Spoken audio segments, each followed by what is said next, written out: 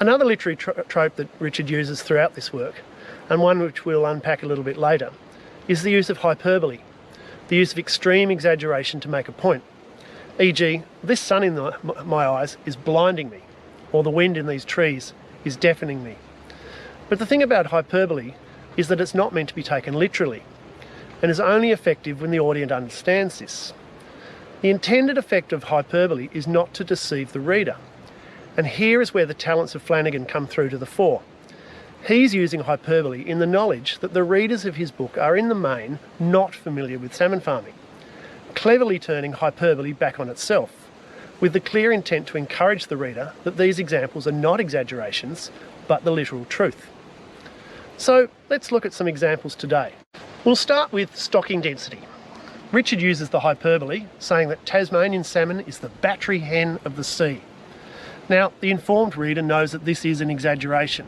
Salmon are stocked at 8 to 10 kilograms per metre cubed, about 1% fish to 99% water. This glass jar is 1 litre. The 10 grams of pebbles in the bottom illustrate the stocking density of Tasmanian salmon. 10 grams of pebbles to 1 litre of jar. But the uninformed reader doesn't realise that the battery hen analogy is hyperbole and is tricked into believing it's true. So let's look at this in some more detail. So, stocking density is a measure of the amount of weight of a farmed animal that you can put into a defined area of space. Now, that might be a flat space, or it might be a three-dimensional space, like a fish tank or a fish cage.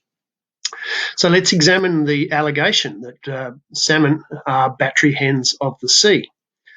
So the RSPCA salmon standard says that stocking density must not exceed 15 kilograms per metres cubed, which means 15 kilograms of fish in 1,000 litres of water.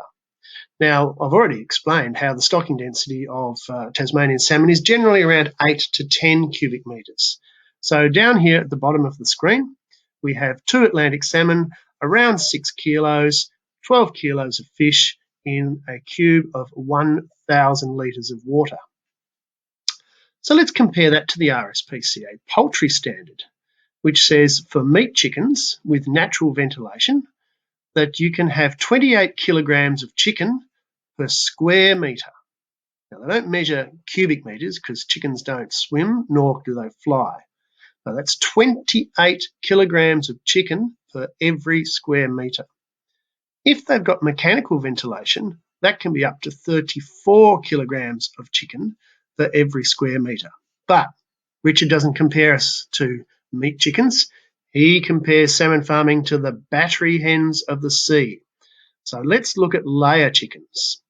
The RSPCA poultry standard for caged hens, that's your typical imagined battery hen, is 18 hens per square metre.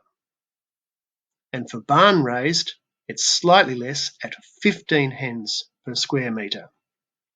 And I'm sure you can see from this graphic here that 18 hens crammed into 1 square metre is far greater than Atlantic salmon stocking density.